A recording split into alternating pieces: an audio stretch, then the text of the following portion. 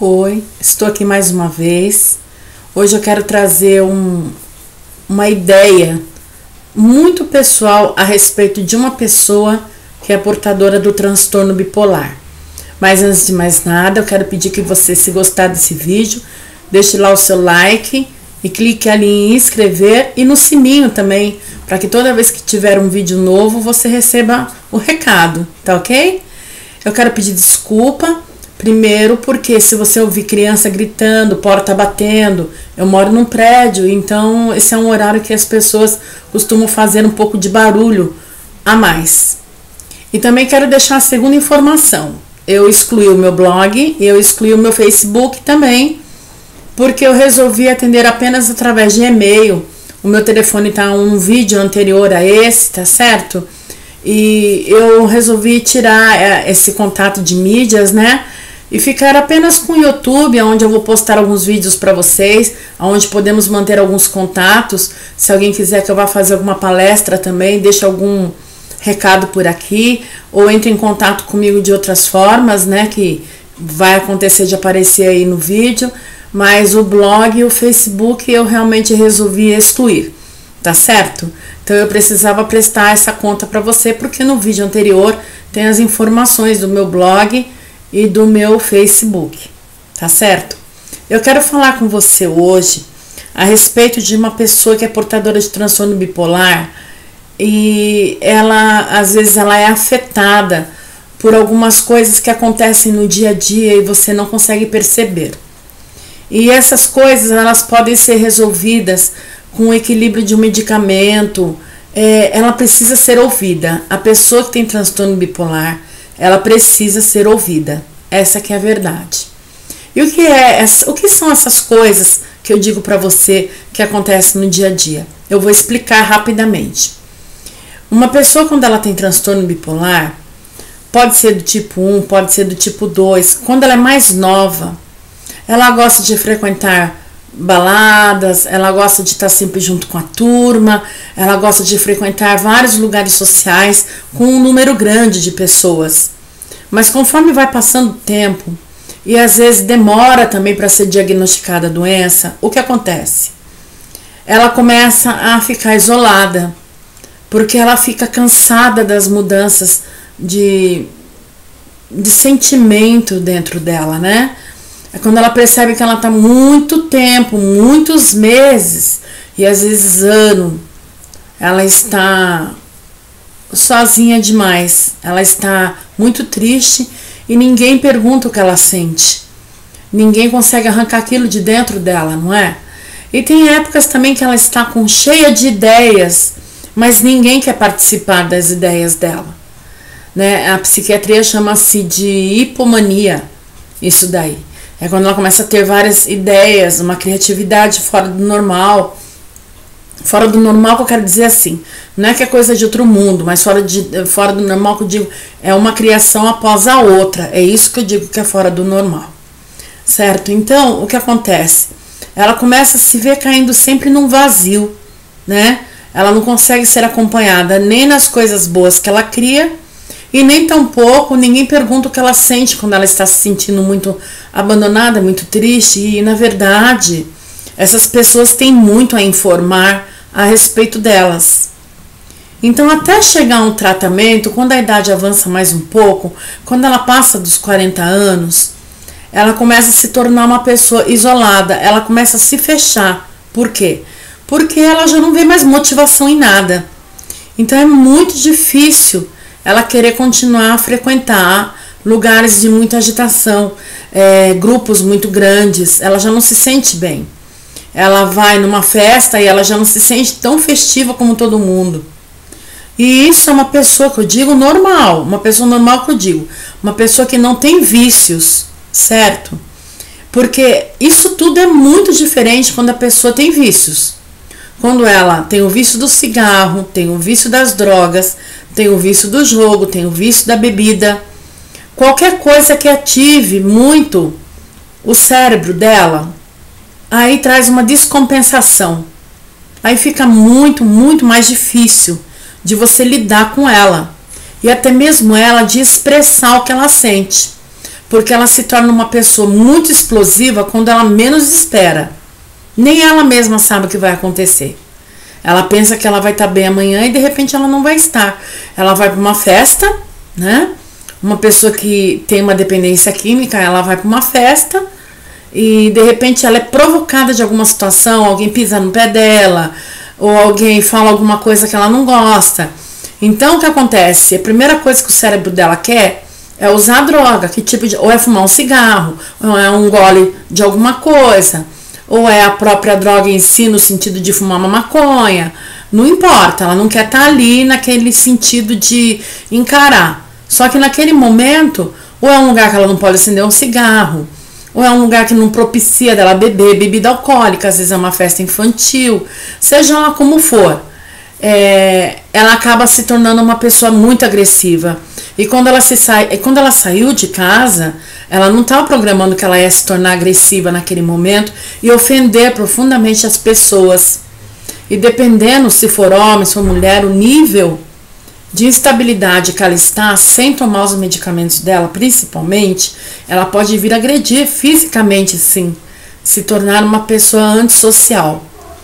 Então, falo para você que a pessoa que tem um transtorno bipolar de humor, esse transtorno da ansiedade, né? Da afetividade, não da ansiedade. A ansiedade é uma das características, mas da afetividade. Ela também tem os dois lados, quando ela é tratada e ela depende dos medicamentos, e quando ela não é tratada e ela tem vícios. Então os comportamentos são muito diferentes. Ah, mas e se ela é tratada e bebe? Então ela não é tratada, porque o medicamento não casa com a bebida. Ah, mas e se ela é tratada e fuma? Então realmente é muito difícil, porque parece que não, mas a química do cigarro mexe muito com o cérebro. Então é muito dificultoso. Nós estamos falando aqui de cérebro, porque eu sei que o cigarro, eu e você sabemos que o cigarro não mexe apenas com o sistema nervoso central, mas com o corpo todo em si. Mas nós não vamos falar do corpo todo. Estamos falando em cérebro porque o transtorno bipolar de humor é um problema proveniente do cérebro, certo? É uma descompensação química que acontece na cabeça da pessoa e não tem cura, não tem como ir lá e arrumar isso. Eu costumo dizer assim, que o transtorno bipolar, mas eu costumo dizer como se fosse uma criança, para ensinar para uma criança. Obviamente, com um psiquiatra, ele explica de uma maneira muito, muito mais extensa. Mas eu costumo dizer assim, é como se fosse uma parte do nosso cérebro que tem uma ponte, que liga o lado direito ao lado esquerdo. E de repente, todo mundo tem, ou a maioria das pessoas tem essa ponte ligada, né, de um lado ao outro. Quem tem transtorno bipolar, ela é quebrada essa ponte. Então, quando o lado daqui precisa da informação daqui para encontrar um equilíbrio, a pessoa não consegue encontrar sozinha. Então, o medicamento faz essa ponte se ligar. O medicamento ajuda a essa ponte se ligar.